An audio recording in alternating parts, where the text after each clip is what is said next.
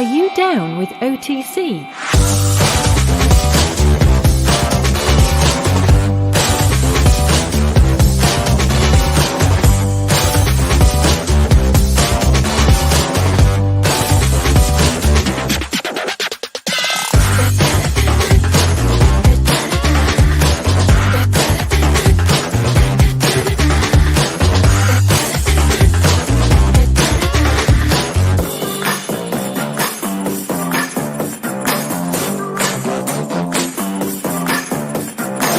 Are you down with OTC?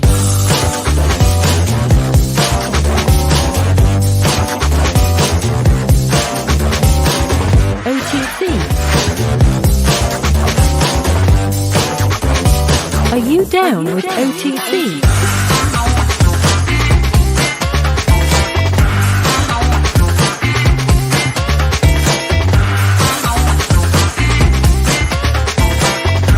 Are you down with OTC?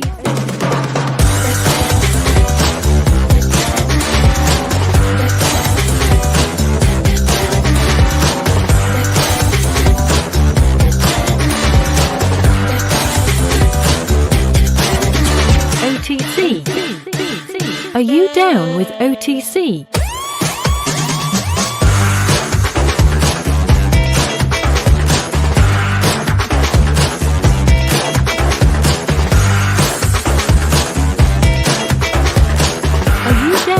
Down with OTC.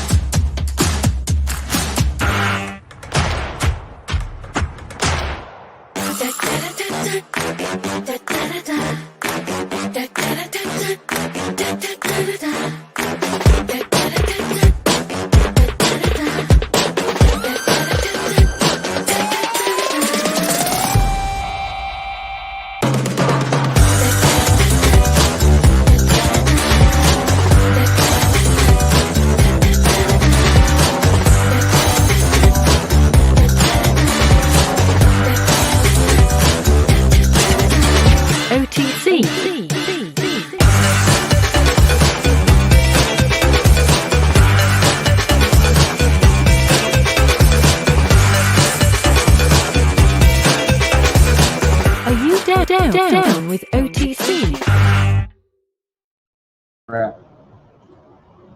Hey, OTC, welcome everybody to another exciting edition of On the Chain here with Chip and Jeff. What's up, Jeff? what is going on, man? I just had a huge memory leak, opened something up on that tab, and everything just stopped. Yeah, and you got a weird thing going on with your microphone, like a lot of it's oh, not that again. Yeah, man. Me. We'll get another me. How's everybody doing? Drop where you're from. We got a lot to cover tonight. Jeff and I have probably more stories than we ever wanted to do. It is go time, Putin the Cereal. Legendary, yo, what's up? Michael O2, are you down with me? Yeah, we're all down. So yeah, we had a little malfunction last night. Hang on, Chip. I think I got it fixed. How's my mic sound? Perfect. Sounds good.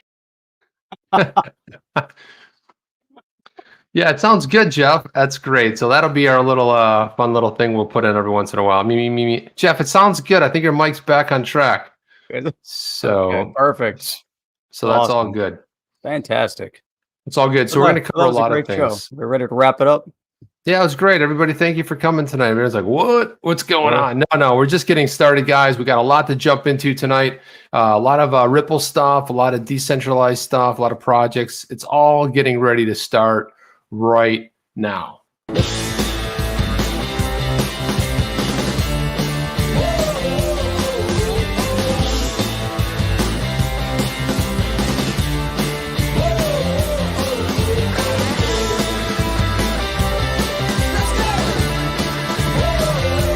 Welcome to On the Chain with Jeff and Chip.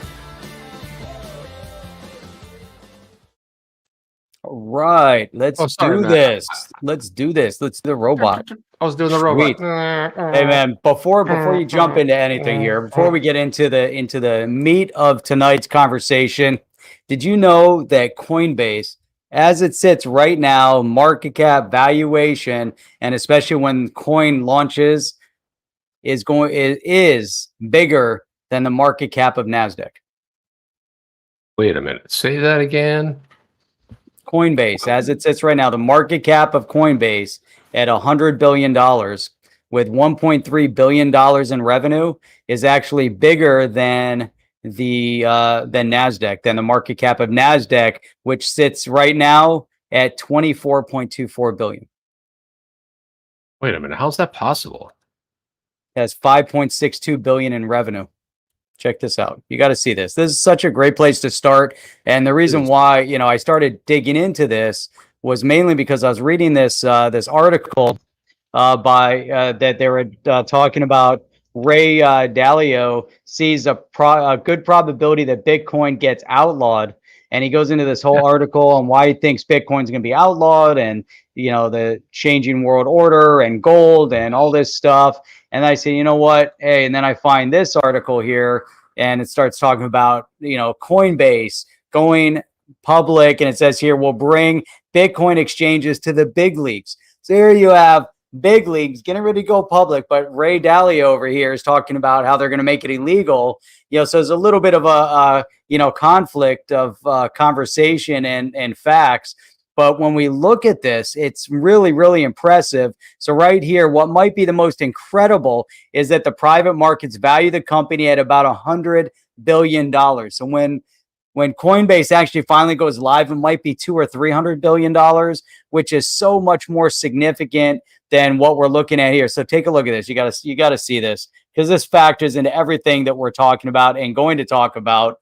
But if you look here, NASDAQ, market cap, finance, securities exchange, that's our industry. Market cap of $24 billion with a revenue of $5.6 billion. So Coinbase revenue 1.3, market cap 100 billion based on current valuation. Then as you drill down, OTC market group 0.4, CBOE global markets 10 billion. Market access, MKTX, 19 billion. Deutsche Börse, 30 billion. Intercontinental Exchange, ICE, 62 billion. Man, it's massive, massive. I mean, it's just like crazy, crazy speak. Jeff, I will say this much. Ray Dalio has done a phenomenal job with Bridgewater, right? Hedge fund manager, doing billionaire, okay? Deserves hitting that milestone. He's also given a lot of money away.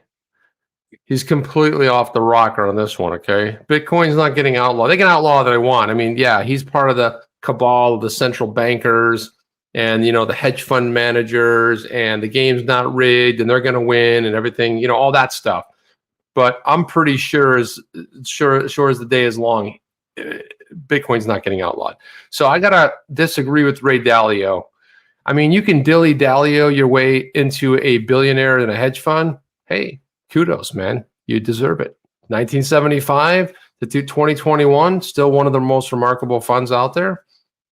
Sweet. I give you props for that. Talking about crypto, blowing it out your ass. Sorry, man. I got to disagree with you, Dalio. You can dilly-dallio out of here, but it's nice. I mean, I've seen this. He's a little bit crazy. Dilly-dallio out of here. You get your dilly-dallio ass out of here. But he's a great dude. I mean, he's done tremendous things in his life. He's given a lot of money away. I mean, he's a great philanthropist. He doesn't know much about digital assets, though. I will say that. Dilly-dallio. Dilly-dallio. Dilly-dallio at the same time. Cameron Quinn, what do I always say? Great minds think alike. There you go. Mama Lacey says, yippers. Yep. So, yeah, he's a little bit off his rocker. And that's like, hey, excuse me, Mr. Dalio. Bitcoin's going into its 12th year. Thank you for waking up there. We awoke a a sleeping giant, right? He's been asleep for the last, you know, how many years? He's like, that Bitcoin is bad. It's evil. We gotta outlaw it, Jeff. Bitcoin's gonna get outlawed for real? Okay. Man, you know what I have to say to Dalio? That's what I have to say. Yeah. Dilly-dallio. That's so funny. After our broadcast last night, Jeff's like, "Oh, we gotta make that into. We gotta cut that up and make that into a XRP little." Panic says Dalio's my neighbor. I'll tell him you called him Dilly Dalio. You tell him that, Billy. All right, bring him on. Bring him on the show. Us out of here. I love the guy. I mean, I think he's done phenomenal things. Look, he's an amazing human being. Again, a philanthropist. He's given away so much money. I mean, he's done so much more good than probably all the people I've ever met in my life. But sometimes you got to call them out wrong. I'm just calling them out wrong for this one. They're not going to be outlawing Bitcoin, okay? It's just like the preposterous thing. And then all of a sudden, Jeff, next year at this time, I'll be like, all right, Chip, so you're sorry. I'm like, all right, they outlawed Bitcoin. I didn't think they would. You know, it's like, you know, it could potentially happen. It's not going to happen. No, they're going to try to do it in India, and then they're going to figure out how you do it. You know, you're going to get people. They're going to move stuff around. They're going to get their assets. They went after the exchanges. It's going to be devastating to their economy long term. That's just how it is. But he's been, you know, the thing about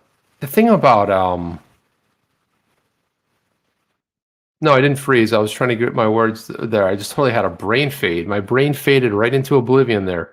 Jeez, I don't know what we were just talking about. Something caught my eye over here, and I was like completely gone, Jeff. Sorry, I totally had a brain fade there. It happens, man. It happens. I wanted to play this statement by Mr. Dalio because I thought this is worth playing. Everything's gonna be skipping now. Let's play this. Ready? Yeah. Hopefully you have volume. Let's see if this. Oh, let's see if the volume's up all the way. You got it. Yes, it is. Yeah. Hear it. There we go. Two-part question. Is that in a bubble? Maybe three-part question. Is it dangerous? And what do you think the likelihood of the government outlawing it is? And is that even feasible?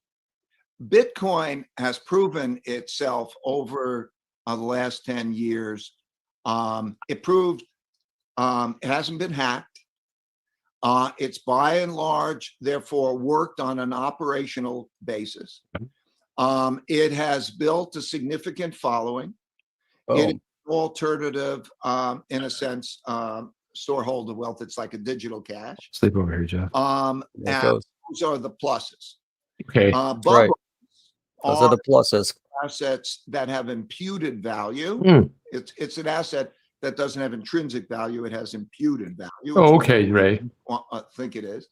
And if you look at some of the bubbles in the past, a great book is Extraordinary Popular Delusions and the Madness of the Crowds by McKay, 1845. There you go.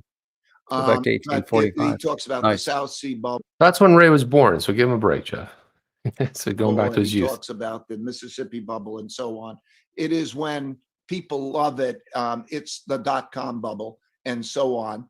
And that doesn't explain so Bitcoin. When you look at Bitcoin, it's a because that explains Bitcoin as much as the Howey test is going to be a good barometer for whether or not digital assets are a security. Okay. Well, his point with the .com bubble went beyond. So think about the .com bubble. There were just like we talk about. There are projects with solutions. And there are projects with solutions that are solving problems, and there are projects with solutions looking for problems. Typically, those that are looking for problems disappear, and they were the ones with no valuation. They were the ones with no product. They were the ones that just put a .com after their name. Similar, to what we're seeing, within this space. There's probably a lot of digital asset projects that are being built that could be part of this quote unquote bubble that are just going to disappear. But overall, I mean, to reference just Bitcoin as the problem, I think is incorrect. That would be trying to label people, investing in gold or something else as the problem, and being exactly. I agree. Let's hear him out. I think he's attempting to make a point here, Jeff. Let's see. Okay, let's see. Possibility. It's an alternative because there aren't many such assets. There are not so many assets that might have intrinsic value that can't be messed around. As far as the government allowing it, the history was, banks always used to exist. And then with the Bank of England, they just. Jeff, tell me when he makes a point, Jeff. I might need you to decode this for me because I'm getting lost in the ums. Hang on. I kind of got lost in the Bank of England. The Bank of England. Let's hear about that this. it was in their interest to have a monopoly on banking at a country.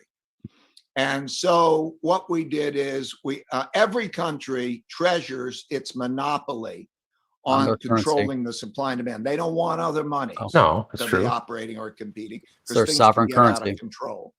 So I think that it would be very likely that you will have it under a certain set of circumstances outlawed the way gold was outlawed. And you're watching that question arise in India today.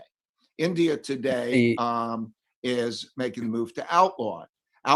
They've been making that move for 3 years. Does he know that, you think? 3 years back and forth. They Every haven't week. figured it out. But he has a good point. You know, that governments want to maintain their sovereign control over the supply and demand of their currency.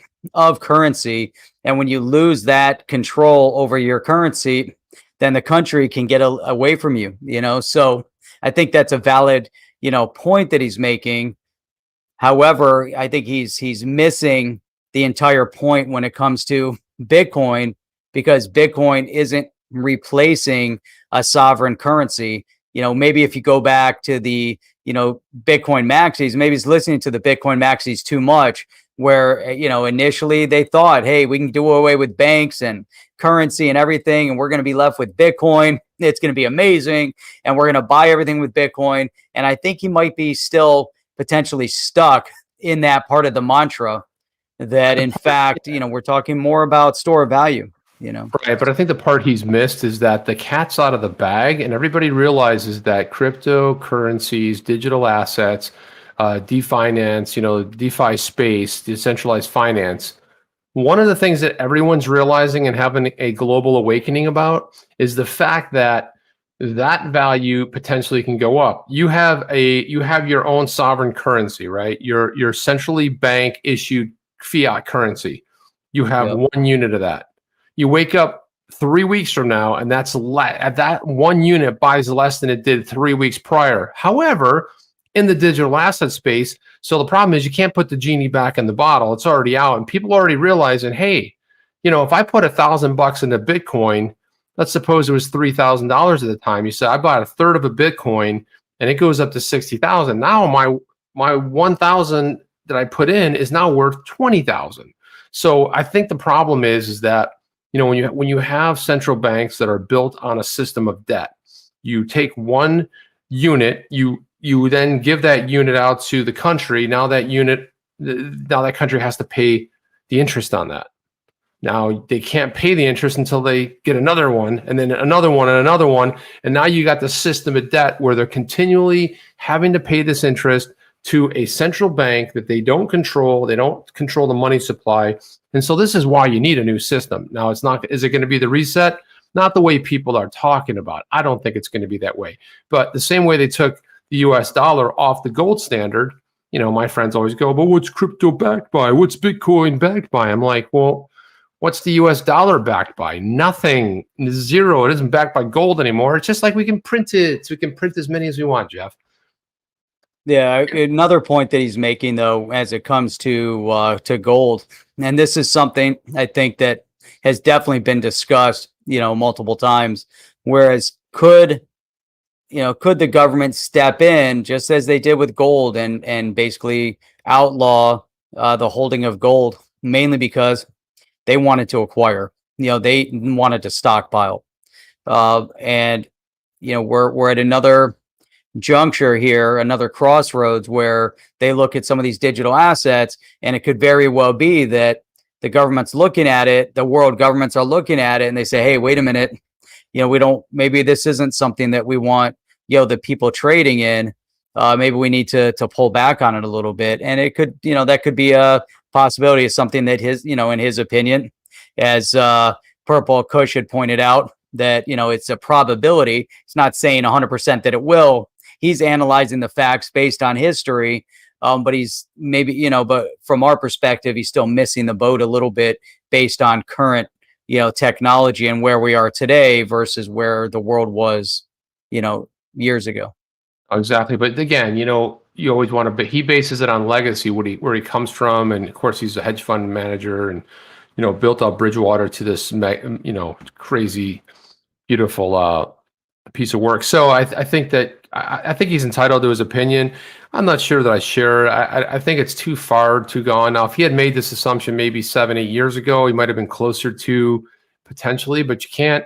It's going to be very difficult to outlaw something that's decentralized. Now, what you can do, and maybe closer to what he's probably saying but not realizing, is that you can control who's able to purchase it, right? The whole idea, promise of Bitcoin was we don't need the banks. We're going to become our own. It's all we want decentralization. We don't want any interaction.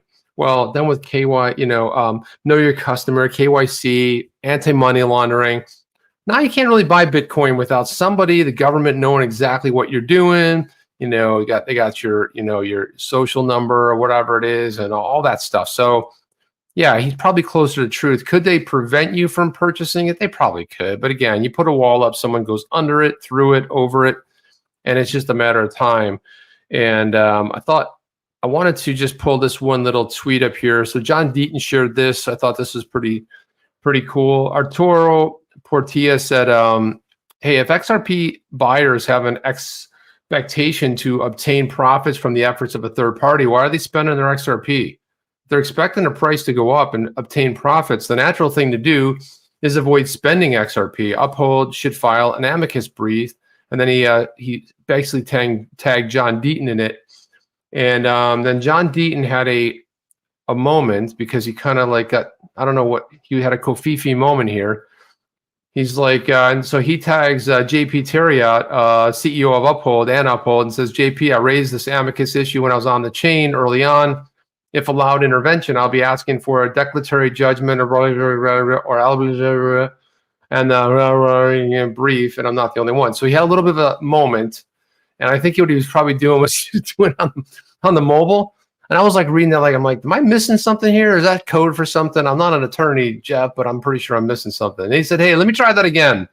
My 2-year-old sent that last one. He goes, JP, if we get to intervene, please consider an amicus joining in our request for a declaratory judgment. The XRP is not a security. And this is a cool way to go, because he talked about that, an amicus brief, basically taking the side of XRP holders. And then if you have a declaratory judgment, it's sort of akin to a sort of not a final judgment, but sort of gives a ruling, that XRP is not a security. So the judge could go ahead and file a declaratory judgment, which would basically say XRP is not a security, boom, scot-free. The case continues on, right? So that's what he'd be looking for, and wants Uphold, because they're the ones that are still going out there and selling it, to join this amicus brief. And if you remember, John raised that the very first time he was on the chain here, right here. I think it was the first week that he filed, first week of January, if I'm not mistaken. Kofifi, yeah, he had a Kofifi moment right there. I was like, what in the hell is that, Jeff? It's some kind of craziness there, right? Yeah, it's hilarious. Trump coding, yeah, right? Some kind of weird stuff. It was weird. Yeah, not a security. There you go. All right, so yeah, that was Deaton's tweet. I thought that was pretty cool. We already talked about that, and we talked about this. Wow, there's so much stuff on the horizon. There's so much. Man, Jeff, you're freaking me out again now, dude. You're really freaking me out. I thought oh crap, did we do it again? See, now it's just gonna be a hey, what's up, Whitefly?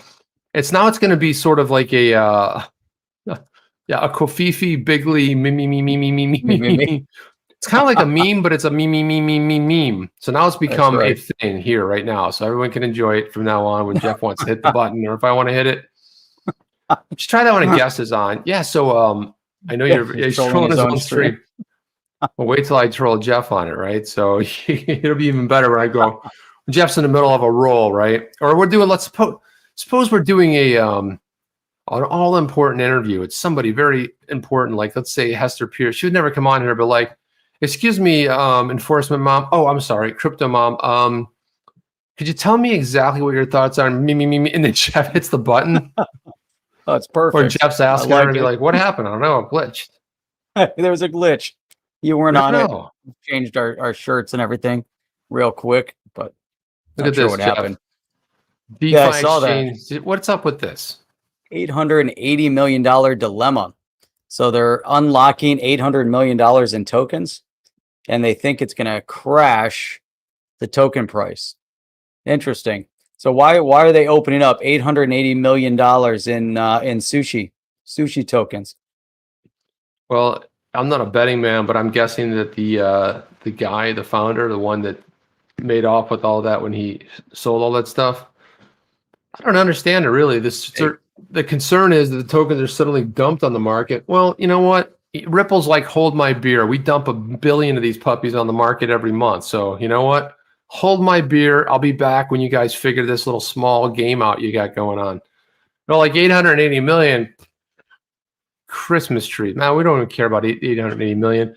On the flip side, if SushiSwap reneges on the deals and some code suggests that the decentralized exchange could have the capability to do so, Devastating. yeah, it'd be a slap in the face to those that bootstrap the project. Well, yeah, I mean, the fact that anybody still buys this is crazy to me after all that shenanigans. I mean, it's insane. All these shenanigans, and everyone's like, well, the problem is people have short memories, Jeff, including me. What? People exactly. People ask me what happened. Yeah. Hey, by the way, I have, I don't know about you, Jeff, but when I'm talking to clients and stuff, I take copious amounts of notes, or I do a brain dump, where I just dump everything into the notes that I can in my CRM. Because ironically, I'll be back there like the next day and I'll be like, didn't I just talk to these people? And I'll read my notes and be like, oh, right. Oh, that's why I take I file it all right up here. Not me, Jeff. I have useless trivia in my brain. Like I have the weirdest trivia that comes out from childhood or some little thing. And I'm trying to dump that stuff to make room for important things. Like, stuff that my wife tells me is super important. I should be listening to. No, my problem is I put stuff in the Keep, and then I put stuff in Salesforce, and then I put stuff over here. And where did you put it? Because exactly. Yeah, it gets a little bit little trying. At the end of the day, you want it in your CRM, but sometimes it just isn't convenient to put in the CRM. So XRP panic, 800 million in sushi. That's a lot of rice and salmon. Hells to the That's a lot. That is a lot. Can't all be fresh, could it? It's one special salmon. Because how much are those salmons, man? You get a good sushi salmon, or a salmon, a tuna. I mean, a good sushi tuna. Do you know what Professor XRP is going on around? He wants to know about Duran Duran. Anybody? Please tell me now. Please tell me now. I don't know what he's going on about. Anyway, sometimes you walk in these conversations. You're like, well, there's a really alternative conversation going on in the chat. Let's look at this one, Jeff. As the lira plunges, Bitcoin's interest among Turkey's poor spikes. Well, why would you think that is, Jeff? It's kind of what we opened the show, no? Oh, yeah. I mean, it's been growing over in Turkey. We've seen it in Lebanon when Lebanon was having their banking crisis. We see it down in Venezuela. We've seen it in parts of Africa. We're seeing it pop up because overall people are realizing that they aren't going to be able to exist any longer with the inflation that their currencies typically face. I mean, look at like in Venezuela, millions of percent inflation to where their currency is valueless. Same thing in Turkey, except in Turkey, this is a repeat problem. You just might as well, just kind of wash it out. And here it comes again. You're going to have another plunge in the valuation of their currency. And a lot of it has to do with how they're, manipulating and controlling banking. And that was the key. That was what was happening in Lebanon. There was a run on the banks, and then they shut the banks down. That didn't help people. Well, look at it. I mean, 15% is a pretty massive hit. It's like you have 10 units of the currency, and all of a sudden, boom, just lost 15%. Now you have 850. It's like it's a tremendous. I mean, and if you're sitting there struggling, is what we kind of talked about before. But the new governor, unlike the previous short tenured governor, is aligned with the president's keeping the interest rates low.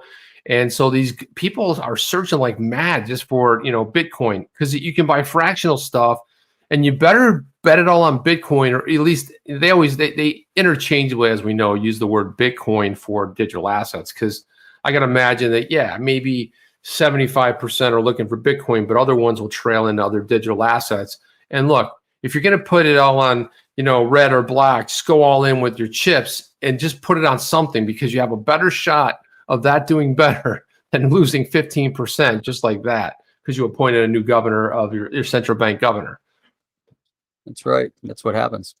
That's what happens, Jeff. I mean, of course it happens. And then going to the Bitcoin, because the Bitcoin is the store of value. You know, when we look at every use case, again, going back to what we were talking about in the beginning with Dalio, you know, you look at the use case of the asset, you know, Dalio, similar to, again, you go back to the .com era, you know, they were just projects that their use case was just not relevant. But the use case that Bitcoin was attributed in the beginning isn't the use case that it has today, because there's other assets that are much better suited to that use case. You look at the use case of XRP. Is it a currency, or is it is it the interoperable connective currency? Is it, the bridge that's going to connect all other assets?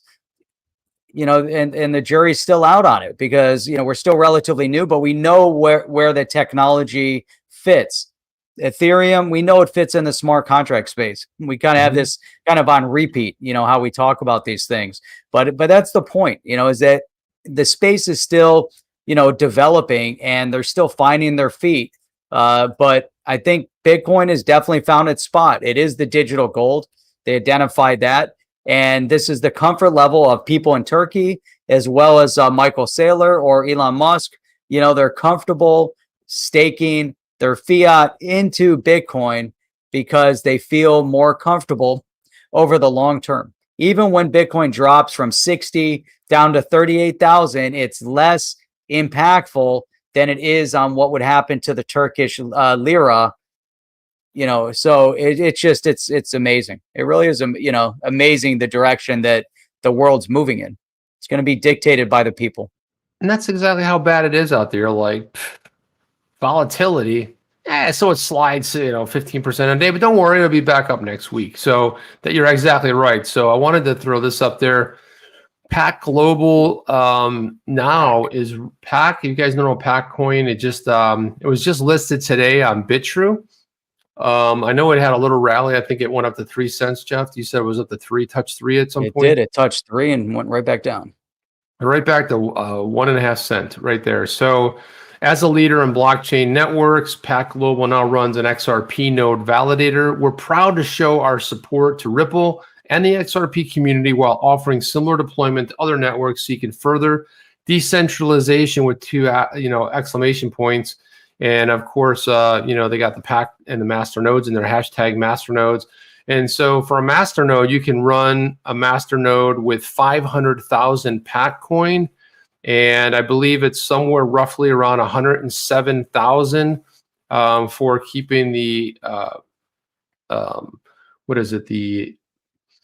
keeping everything stabilized. So I think there's something like 15 or 16,000 of these nodes running out there that are, keeping the network, everything working. And for doing that, you're basically roughly around 8,000 plus. What's that? Compensated.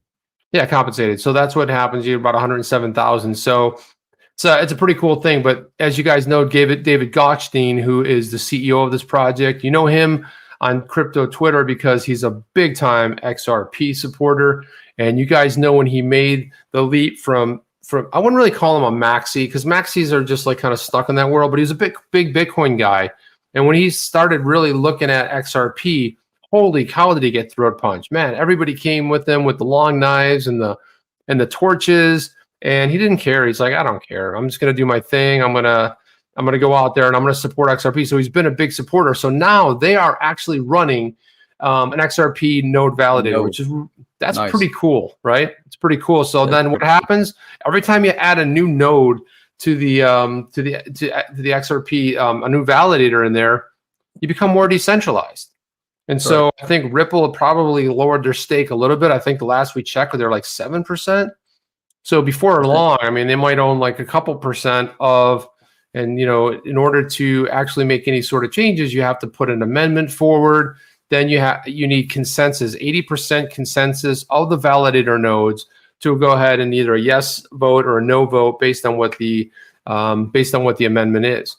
Like if they wanted to burn a certain amount of supply or whatever it might be. And they've had a couple little minor things, Jeff. We've talked about them here, a couple little minor amendments, nothing huge. But I suspect at one point once XRP starts hitting $5, $10, $15, $20, it's going to become rather expensive to open up your wallet, because you need just a minimum of 20 to open it, right? And that was done in a way to sort of get rid of spammers, right? Because everyone else is opening all these wallets all over the damn place. So that was a way to sort of detract from that. Yeah. But Soon we'll have an on-the-chain XRP node. we have to run it on the chain. Can you imagine that? An on the chain XRP node. We can make that happen. That's definitely something that we want to do in the future. Pac node. Yeah, Pac node will be part of the Pac, the Wolf Pack as they call it. Will be part of the XRP, node masters, whatever they call them, the dudes, and it'd be cool to say like XRP. It'll say community. We'll say on the chain. On the chain. You'll be processing, and the on the chain node will process your transaction. That'll be sweet. Then we got to get a XinFin. So I have a XinFin, a Pac node, an XRP node, and whatever other node we can get. It'd be nice. So according to this story here, it says it's a story. I don't know. Over 150 validators are maintaining the ledger. Ripple no longer runs the majority of them. As we know, it's decentralized. But also, too, doesn't the SEC? I mean, I'm told that they run one as well. Is that true? I thought they set one up. That was the rumor at one point. Yeah, I don't know if it's true or not, but I thought they had set one up too. Yeah. Who knows? Hey, so what's up with Gary Gensler? Any word on that? Is this guy ever going to get confirmed? Somebody was saying he got confirmed. Was it today? I thought it was supposed to be Thursday he was getting confirmed. Maybe it was today. Can you guys, 5 days ago, change is coming. Gary Gensler confirmed his new SEC. No, that's not legit. I can't find anything where he got actually confirmed. 3 days ago, the Senate will vote to confirm Gary Gensler as SEC chair. I got nothing. Nothing current. I don't think it matters. Well, I mean, what's he going to do? He's going to roll in. He's going to inherit just a bunch of stuff. And what's he going to do? Going like, please, everybody, halt any of this tomfoolery around suing Ripple. What is this tomfoolery anyway? It's going to be business as usual, Jeff. Not much is going to change. I mean, I don't know. I mean, I've seen him I know he taught about digital assets. He was a professor. He's ran the CFTC for a little bit, if I remember. He's done some high-level stuff, but I mean, what does it matter? I mean, as far as what we're concerned, is it going to matter? Thursday, yeah. So, yeah, it is Thursday. So it's tomorrow. That's what I thought it was, tomorrow. And so he's confirmed. They'll be like, he's confirmed. Gary Gangsta is confirmed. They'll be like, yeah, so what? Who knows? I mean, he could surprise us. That's right. Could be. Look at this one. Biden trying to send Gensler a telegram. Gensler's still waiting for a call. Did he send the Pony Express? It's possible. By the way, Jeff, did you look at that video I sent you earlier? I did. That was pretty funny. It was pretty hilarious. Right? It was pretty good. Yeah, it was good. XRP Army, y'all. That's what D-Moon says. D-Moons. XRP Army, 25 days from today, 4/18. What's that? Something's going to happen. This is funny. Yeah, Gary Gensler reminds me of the goth meme of the guy saying, I want people to think, hey, I can take this guy seriously. Then Dracula's across a graveyard. Yeah. Oh, yeah. What are you going to do? What are you going to do? So, yeah, they were talking about, I'm looking at Ripple X. Anyone can operate a validator. Currently over 150. Consensus network. Use the algorithm. Yeah, blah, blah, blah. And then Moon Lambo says, well, why does Ripple's website say there are 36 validators? You say there's 150. Seen this discrepancy before, but I'm not really sure. And there's not a lot of... I saw this graphic right here, Jeff, and for some reason it reminded me of On the Chain. I thought, is that... It's got like On the Chain kind of a vibe to it, doesn't it? Yeah, a little bit, yeah. I was like, I don't know what that is, but it's a kind of a cool thing. Like, take it and they were watching our thing. It's kind of got a vibe to it. It's got a little bit of stuff going on there. I don't know what that's all about. So here's a let me pull this up here. So there's a lot going on over in Japan. Man. Japan is crushing it with the digital asset space because first and foremost, you've got you've got SBI, SMBC, and MUFG investing in digital currency firm Decorit, $62 million in funding. Look at that. So a Japanese digital currency firm raised 6.7 billion yen, which is 62 million in a funding round. The business will use the proceeds to develop a blockchain-based digital currency platform and strengthen working relationships with its partners. So I like this. So you have Sumitomo Mitsui Banking Corp, SBI, and MFUG, Japan's biggest bank. Man, these guys get it. Man, Japan has always been ahead of the curve. And again, way ahead of the curve with technology. They totally get it. And I like seeing, look at this project, but look at that, man. Big banks getting into the game. And what's going on over here? That's about it. Silence. Oh, sorry, man. I thought you were finishing a thought. No, I think about it is my point. Just silence. Nothing's going on here. It's like nothing's going on there. No, but SBI's in everything. You notice SBI's they're investing in this, they're investing in that. Almost anything having to do with digital assets, the DeFi space, they have their hands in everything, and that's because Katao is like probably one of the, they had like a recent like top 100 people of crypto. I put him right up there as a top 5, only because he, like you said, he gets it. Japan gets it, and if you look at what's happening over in Asia, well, with the exception of India, but I think India gets it too, deep down inside. I think they totally get it. I think that the government's freaking out because they already can't collect taxes. They're figuring, oh, this is going to be just another way to get around the whole entire system there. Hey, Chip, here's what comes with regulatory clarity and big groups getting into the digital asset space. When you ran into your issue on that one exchange, how long did it take support to respond back to you? Hey, we lost Chip. No audio. We lost Chip's audio.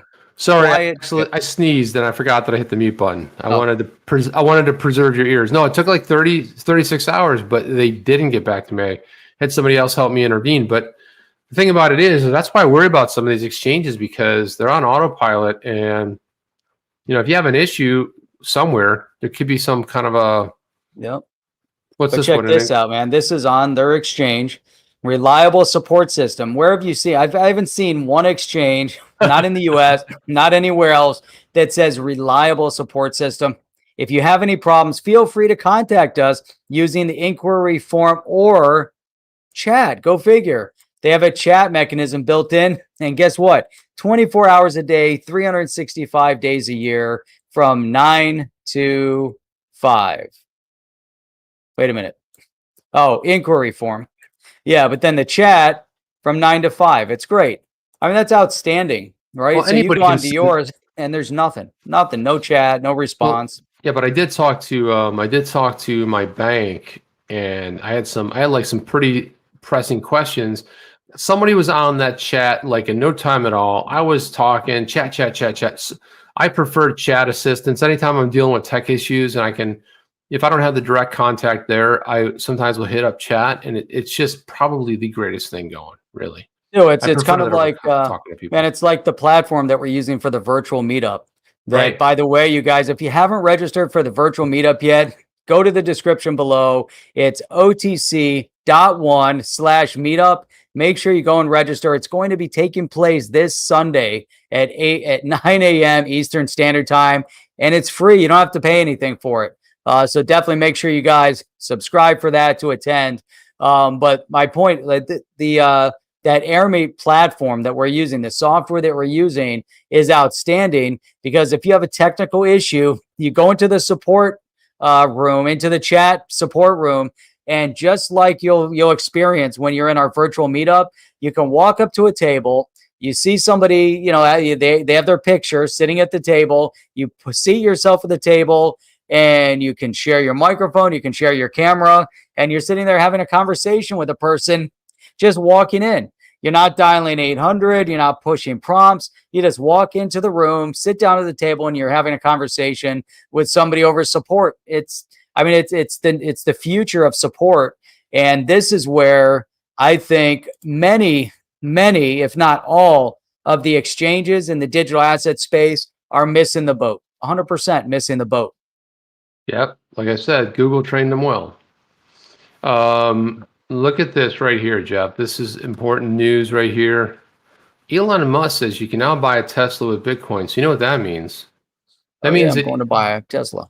Well, that means that he's going to queue up other, it starts with Bitcoin, but well, hey, what about the people that have Ether? Well, they're allowed to buy it with Ether. What about the people who, right? So it's just going to be a continual type of thing. He says Tesla is using only internal and open source software and operates Bitcoin nodes directly. Bitcoin paid to Tesla will be retained as Bitcoin and not converted to fiat currency. Now that's a big one right there, Jeff. Yeah. The fact of the matter is they're not going to convert it to fiat Bitcoin. Because a few people went a little on the ballistic side today because of some news. I'm trying to find it here so I can pull it up. So Beeple, you guys know Beeple, he made, I don't know, $60-some million selling those NFTs. Well, the Bitcoin maxi crowd and the Ether crowd melted down today on crypto Twitter. So if you guys know Crypto Finally, I like her. She's very cool. But she said, here's an unpopular opinion.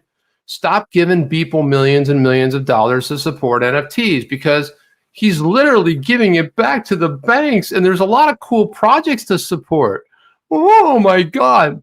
And I wrote back an unpopular opinion because it's utterly devoid of logic and reason. Imagine a BTC maxi posturing on what an individual does with their earned capital. Can you imagine this, Jeff? The Bitcoin maxis were all about, revolution and eliminate the banks, and we got to do all this. And some guy named Beeple who put the work in, he did a drawing every day, and the work that he does is top notch. It's phenomenal. If you guys watched the very beginning of our show with that timer, that's Beeple. Now we added the timer and we added the music and edited the music together and did all that stuff. But that fly-in and a lot of the stuff that we do on our opens, that's Beeple.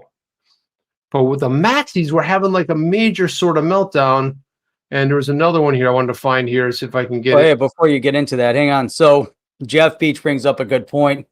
Nothing like using Bitcoin for a depreciating non-asset, which is Tesla. But you know what I'm thinking? And Elon Musk sees it as well, that if you think about the purchasing of vehicles and financing of vehicles and all the other things, and now they're creating memberships for cars, you could create all sorts of streaming memberships within that vehicle to accept asset to where they're doing your tolls, your XM radio.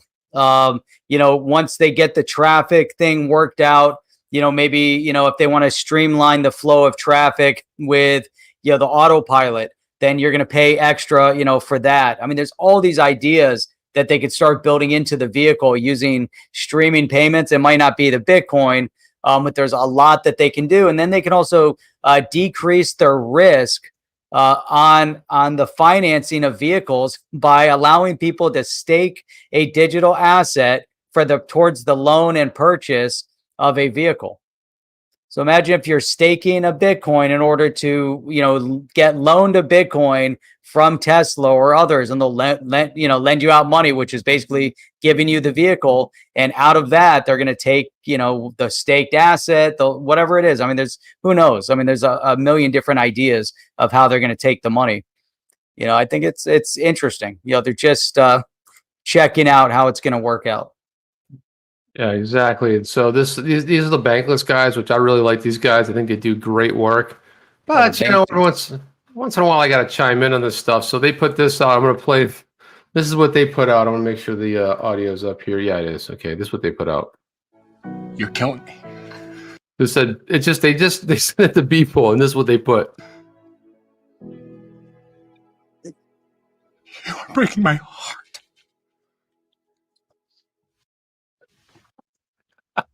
They're breaking my Jeff. You're breaking my Jeff. You're breaking my heart, Jeff. Can you imagine this? I'm like, it's a cool. it's a cool meme. Don't get me wrong, okay? But holy gosh almighty, man. Look at, so I had to They're so I playing look- chess with the hot sauce bottles or something.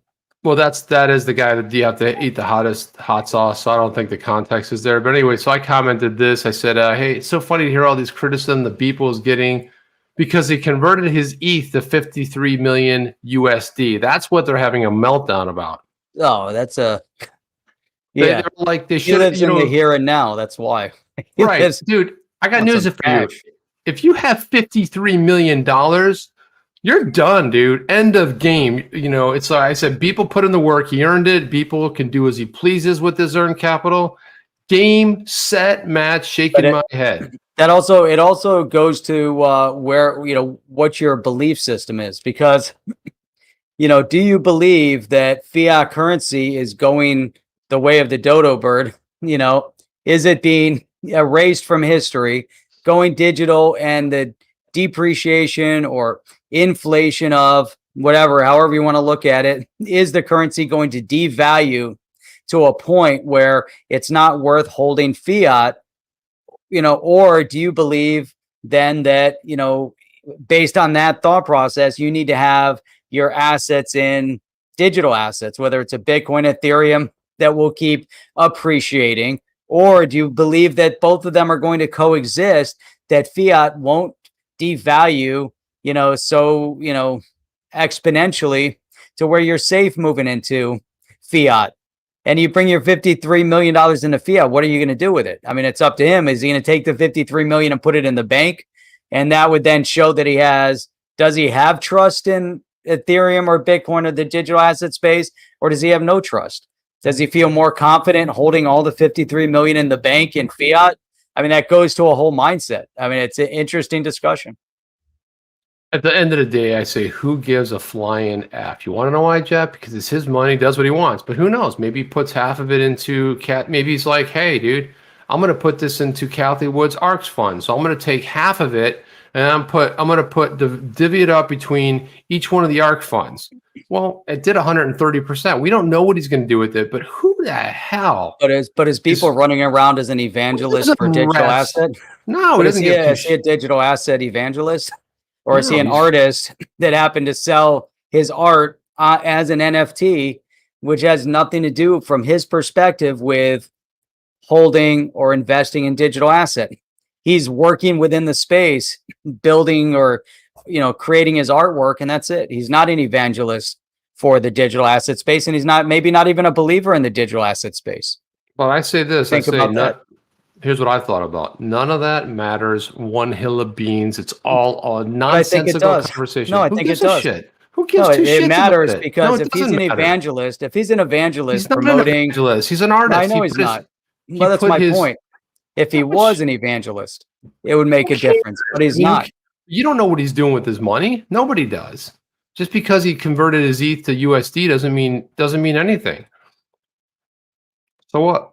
Who knows? He's not an evangelist, so I don't care. How do you know he's not buying gold with it? How do you know he's not buying precious metals? How do you know he's not? Well, he might be, but then that means he has no faith in the digital asset space. But who cares? He's not a digital. I don't care. No, I know. I don't care I don't care one way or the other. But I'm saying if he was, then it would be problematic. Yeah, I say people saying how somebody can spend their money is the most foolish thing in the world. Who cares? He spends it the way he wants. I don't care. He can do whatever he wants. I don't care. That's exactly right. But people having meltdowns over it. Oh my God, you can invest in real projects. He doesn't have to, man. Yeah. Look, I got news for you. When we moon and you get $53 million, yeah, well, who knows if he's going to buy it, put it into real estate, other type of asset classes, right? We don't know. I'm not saying. I'm just saying if he were an evangelist, which he's not. I don't care. He's a phenomenal investor, or a believer. A phenomenal artist, and he's a tremendous interview because he's so off the wall. I love the guy. But that's it. Yeah, that's all he wanted. The guy's an artist. He collected his payday, and he's off doing his thing. He's done. Yeah, and I've been a big fan of his for multiple years. So Jeff versus Chip brutality. It's not. Right. I just don't. Nobody cares. I mean, nobody cares. Like, who cares what somebody does with their money? I don't go to Motoyoto and say, dude, I have a problem the way you're spending your money, boss. I mean, I think we got to have a heart to heart here. You know what I'm saying? You know what I'm saying, Ricky Bobby? What's up from Jersey, gentlemen? Ricky Bobby, I'm a little displeased the way you've been spending your money lately, bud. I don't like your investments. Come on, let's have a conversation. It's silliness. That's all I'm saying. Oscar Marson, you both realize you need to run every transaction by the OTC community. Yes, yes, absolutely. No, you don't. We don't have to do that. No, it's fun getting into it once in a while. I got your point though. You made a good point too. I mean, it's just like, but people going off on the guy. I mean, he could do this. Hey, you make $53 million selling a picture of, I don't even know what, like you draw a picture every day for 3 years and then put it up there and it gets sold. Go ahead, man. Have at it. Let's see what your NFTs look like. I'm keeping half in Bitcoin and other digital asset, and I'm moving on with my life. There you go. Maybe he secretly put it into Bitcoin. Nobody knows. Maybe. Look at this. Uphold held a quiz. They said, hey, it's quiz time. Which crypto's been used the most on the Uphold debit card in 2021? XRP. Now, damn right it was XRP. So they actually released it, and it was XRP. And you know why? James Real XRP was spending it all on his card. I'm just messing with you, James. But the biggest spender. The biggest spender of the XRP. I'm buying everything with my card. Swipe, click, click, That guy is living. He's living the life, man. He's living the XRP He's living the dream. Yeah, he is. 79% of you were correct. XRP is the most used crypto on the Uphold debit card. I thought that was kind of cool. I thought that was pretty impressive. Didn't you think that was cool? Look at this, Jeff. We've been talking about banks forever and a day, and look at this. Silvergate Bank. We're excited to announce the Coinbase institution as a custodian for our industry-leading Send Leverage product. Coinbase Custody brings value to our customers with the capability to provide first-rate custody experience. So here you got Silvergate Bank, who's actually using the custody service. Pretty neat. That's all I got, Jeff. That's it. So we're gonna look at the Silvergate, a little bit of the Silvergate. But hey, if you guys are brand new to the channel here with On the Chain with Chip and I, brand new, first time with the OTC On the Chain community, look down below this video because there's a red button. It says subscribe on it. Click that button, and once you do that, you'll actually be subscribed to On the Chain. And how cool is that? And once you do that, you want to click that other thing that is a bell notifier. That way you get notified every single time we go live here on the chain, which we do 6 days a week, Sunday through Thursday at 8 p.m. Eastern Standard Time. Take Fridays off. Back again Saturday mornings at 8 a.m. Eastern Standard Time, only to start the whole thing all over again with the roundtable on Sunday evenings at 8 p.m. But better yet, you guys can come out and hang out with the entire On the Chain community this Sunday, March 28th at 9 a.m. Eastern Standard Time. Go into the description below and make sure you register for the On the Chain sponsored meetup. How awesome is that? It is awesome, Chip. Super awesome. I hope to see a lot of you there. I'd love to meet you guys. Love to see you face to face. And make sure you use your crypto, your names that you use in YouTube so we know who you are, because that's how we connect with you.